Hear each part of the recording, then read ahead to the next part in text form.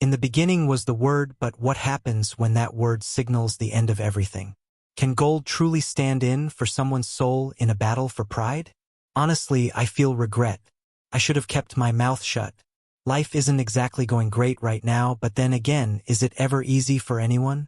Everyone's just hanging on, clutching their jobs like lifelines, same as I cling to my C. They say I never turn down a ride. Funny thing is, fewer folks are hailing cabs these days. You hear these stories about cabs getting caught up in bizarre situations. Me, I think half of them are made up, or maybe I just don't catch the punchline. My passengers are usually pretty ordinary. Moms with kids heading to the clinic, shoppers weighed down with bags from the mall, or late at night, tired techs piling in after crunching numbers all day. Seems like most people would rather sleep off their drinks right where they've had them than bother calling a cab anymore. But there was this one ride on a Monday that stuck with me. Came through as a request from the airport. Normally, airport runs are solid, they're predictable and pay well, but this one, the destination was a secluded cottage community way out of town. What was I supposed to do? Turn it down? So I accepted the fare. When I arrived, my passenger, a man in his 40s, got in. He had this serious air about him, but not in a grim way. His face carried a neat layer of stubble, not from laziness, but from a fresh haircut.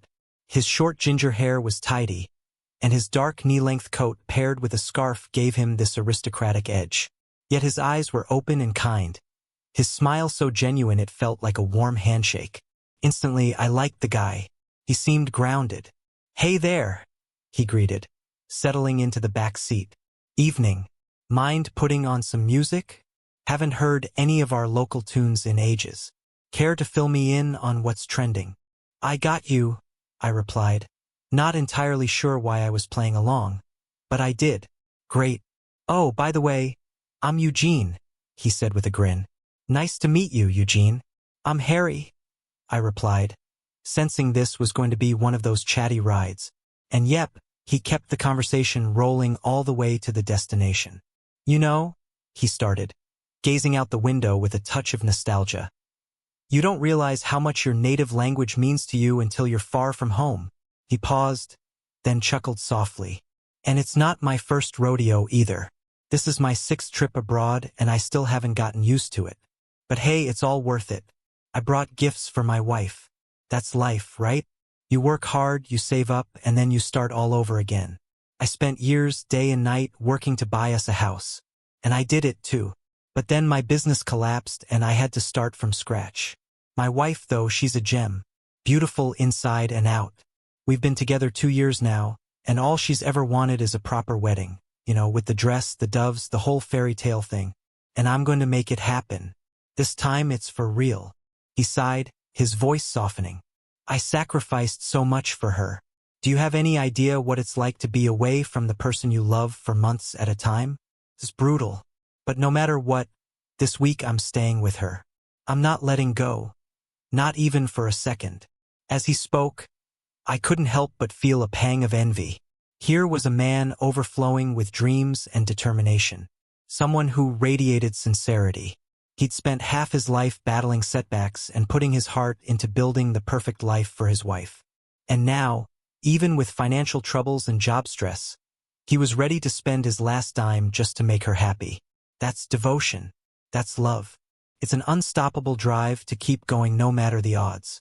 Eugene left an impression on me. A big one. His energy, his optimism, his ability to find joy in the middle of life's mess. It was remarkable. Finally, we entered a cottage village. Eugene leaned forward to show me the way.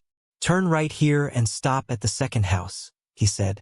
I told him, "I think I know this house. I recently stayed with him." Then, after gathering his things, my passenger turned back to me. "Thanks for coming out here so quickly. Most drivers avoid this place or they charge a fortune. I can't blame them really. Coming here means driving back with an empty cab. But hey, that's their problem, not mine, right? Anyway, have a good one." And with that, Eugene stepped out, leaving behind the faint warmth of his laughter and the memory of someone who lived life with his whole heart. Sure enough, not long after, I found myself entangled in a situation I hadn't anticipated. All because of my careless comment. You know how they say a small action can have massive consequences? Well, turns out that tiny comment was a pebble that started a landslide. Eugene, who had already opened the door to step out, paused. He hesitated for a moment, then slid back into his seat, shutting the door with a soft thud. His cheerful demeanor started to slip, replaced by a flicker of doubt. "Wait a second," he said, feigning a casual tone that didn't quite hide his nerves. "Did you really pick someone up from this house?" I hesitated, realizing too late that I had opened Pandora's box. Yeah, but it was just a young guy," I muttered, hoping to downplay it. His brow furrowed and he leaned forward, trying to appear indifferent, though his voice betrayed him. "Young guy? There shouldn't be any young guys there. Only my wife stays home when I'm away working." He paused, his eyes narrowing slightly. "Do you happen to remember what he looked like?" The knot in my stomach tightened. I wanted to rewind the conversation, take back what I'd said. But there was no escape. Lying would only make things worse. So, awkwardly, I described the guy, the height, hair color, his style, his demeanor. Eugene listened intently, asking a few follow-up questions. It was obvious he was putting the pieces together even before I finished. And that's when I saw it, the moment his world collapsed. His eyes glistened, though he blinked away the tears before they could fall. Smiling tightly, he whispered almost to himself, "He was her ex. Well, okay then." He forced a half-hearted smile in my direction, thanked me politely, and got out of the car. I watched as he started walking toward the house, his brisk pace faltering with each step.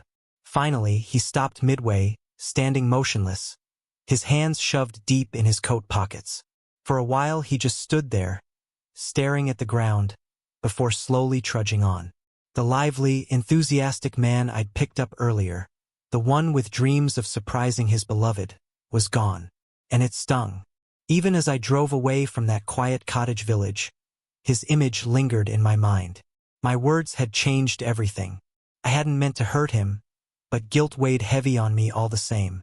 After all, no one had told me to keep my mouth shut. I pulled into the city and stopped at a gas station to clear my head. A coffee and a sandwich seemed like a good idea. Sitting on my bike, I sipped my drink and let my thoughts wander. Life wasn't fair, was it? Eugene's heartbreak gnawed at me. He seemed like a good man who didn't deserve this. Just as I finished my sandwich, my phone buzzed with another request. The address. Same cottage as before. To my surprise, it came with a generous tip for the previous ride. Without hesitation, I fired up the engine and headed back, curiosity bubbling inside me. What awaited me this time? When I arrived, I didn't see Eugene at first. Instead, a young woman in her early 20s stood outside, two large suitcases at her feet. Her hood barely covered her messy hair, strands poking out in every direction. One gloved hand clutched her coat tightly, while the other glove was nowhere to be seen. She looked frantic, disheveled, and undeniably upset. Without a word, I loaded her suitcases into the trunk. She climbed into the car, wiping at her tear-streaked face. "Take me to the city center," she snapped, her voice sharp and trembling. Clearly, she wasn't in the mood for small talk. As I glanced back at the house, I spotted Eugene. He stood at the window, his hands gripping the sill as if it were the only thing holding him up. He looked drained, pale, and utterly defeated. And yet, as our eyes met, he gave me a slow, almost imperceptible nod. It was a silent expression of gratitude, though it weighed heavy with sorrow. The drive back was quiet, save for the girl's heavy sighs. She stared out the window, lost in thought, her eyes red and swollen. It didn't take much to piece together her story. She'd found herself a kind, mature man who bent over backward to make her happy. And yet somewhere along the way she'd grown restless.